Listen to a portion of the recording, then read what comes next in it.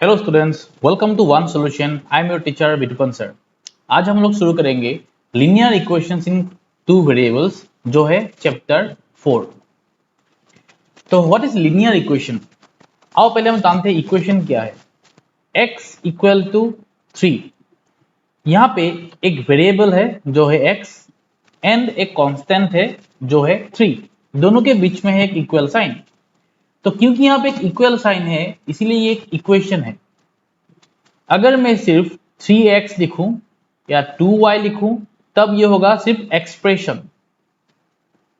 सिर्फ 2y या 3x नहीं, इसके साथ अगर कुछ प्लस या माइनस में भी लिखूं, for example 3x plus 5, 2y plus 7, तब भी ये एक एक्सप्रेशन ही है।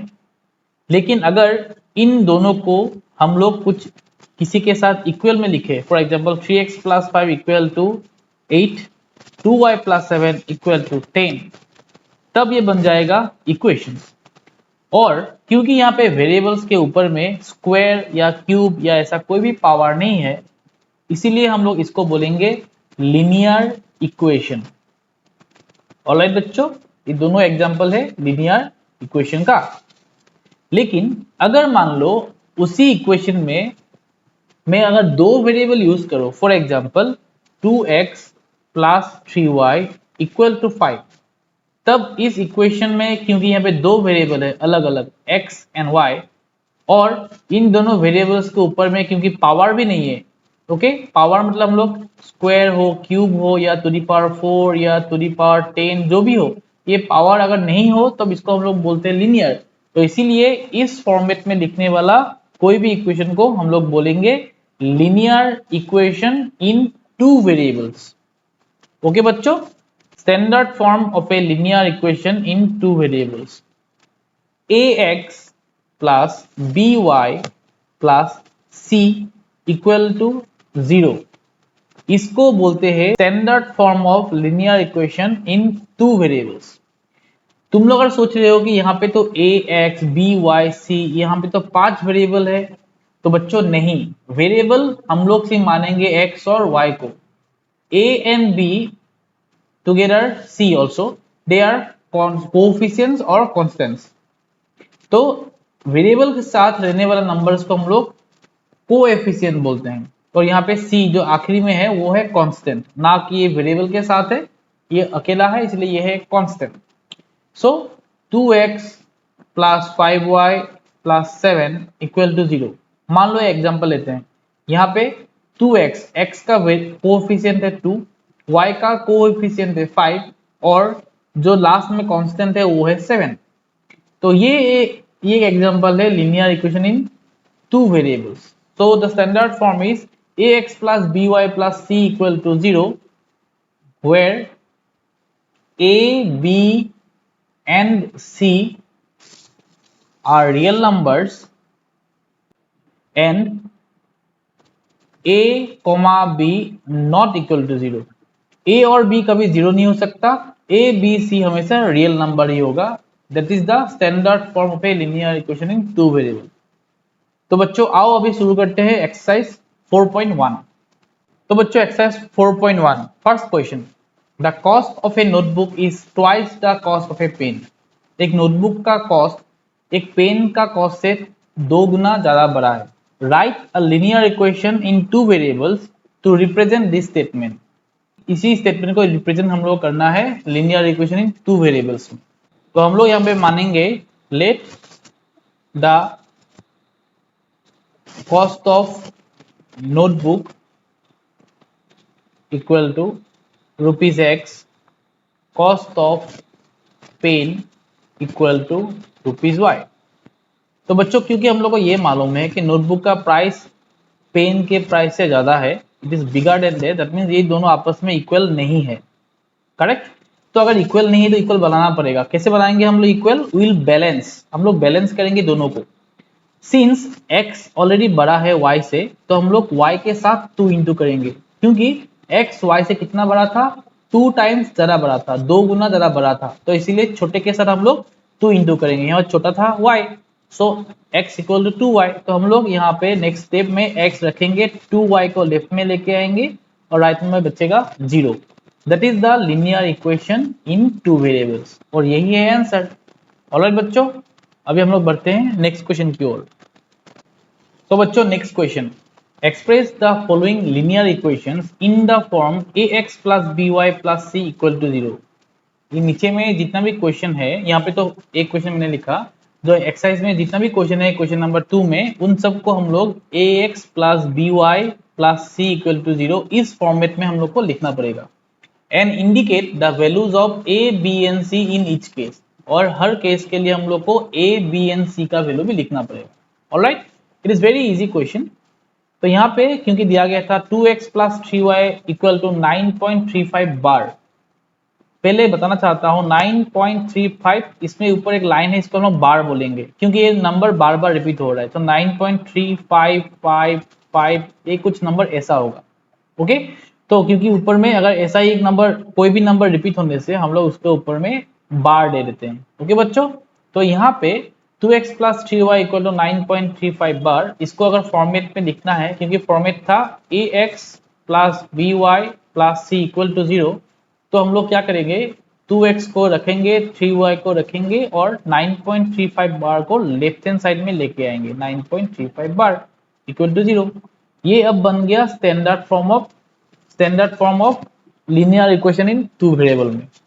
ओके बच्चों, अब हम लोग ए बी सी लिखेंगे। हियर ए मतलब x के साथ रहने वाला कोएफिशिएंट जो है यहाँ पे 2, b मतलब y के साथ रहने वाला कोएफिशिएंट जो है यहाँ पे 3, और c मतलब लास्ट में रहने वाला कांस्टेंट।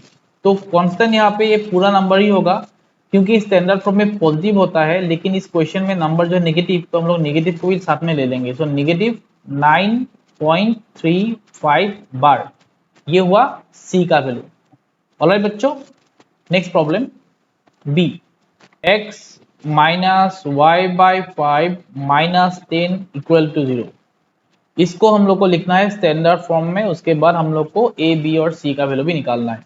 तो फर्स्ट ऑफ ऑल हम लोग इसको सिंप्लीफाई कर लेते हैं। यहाँ पे क्योंकि एक फ्रैक्शन है, तो हम लोग ये पूरे नंबर्स को हम लोग एलसीएम निकालते हैं। एलसीएम होगा 5, तो according to rule of LCM हम लोग एलसीएम से जो नंबर जो सिंगल है, जो फ्रैक्शन में नहीं है, उसको हम लोग मल्टीप्लाई करेंगे, तब ये बनेगा 5x माइनस 5 और 5 सेम है, तो ऊपर से सिर्फ y उतर के आएगा, माइनस 10 भी अकेला था, सो एलसीएम से मल्टीप्लाई करेंगे, 5 10 जा 50 equal to 0।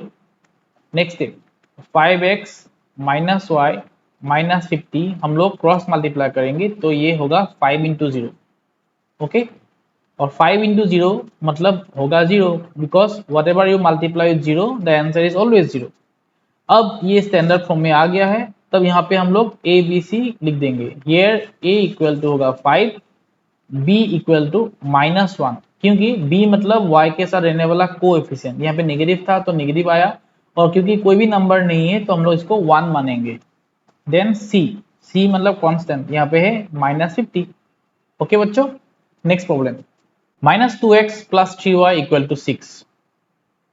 First of all हम लोग सबको एक साथ लेके आएंगे, minus 2x plus 3y minus 6 equal to 0। अब यहाँ से क्योंकि ये ऑलरेडी स्टैंडर्ड फॉर्म में आ चुका है, तो अब यहाँ पे हम लोग डायरेक्टली ए बी सी का वैल्यू लिख देंगे। a इक्वल टू यहाँ पे होगा -2, b इक्वल टू होगा यहाँ पे 3, और c इक्वल टू यहाँ पे होगा -6। That's all. Next problem, x equal to 3y, x equal 3y, सब फर्स्ट ऑफ ऑल सबको एक साथ लेके आओ, x minus 3y equal to 0। ध्यान देना बच्चों, यूजुअली तो हम लोग 3 टर्म्स यहाँ पे लिखते हैं, एक होता है x, एक होता है y, और लास्ट में होता है कांस्टेंट, लेकिन यहाँ पे वो लास्ट टर्म नहीं है। तो यहाँ पे हम लोग जब a b c लिखेंगे तब क्या करेंगे, देखो a इक्वल टू होगा पहले यहाँ पे 1, x के साथ रहने वाला नंबर कोएफिशिएंट जो यहाँ पे कुछ भी नहीं है मतलब 1।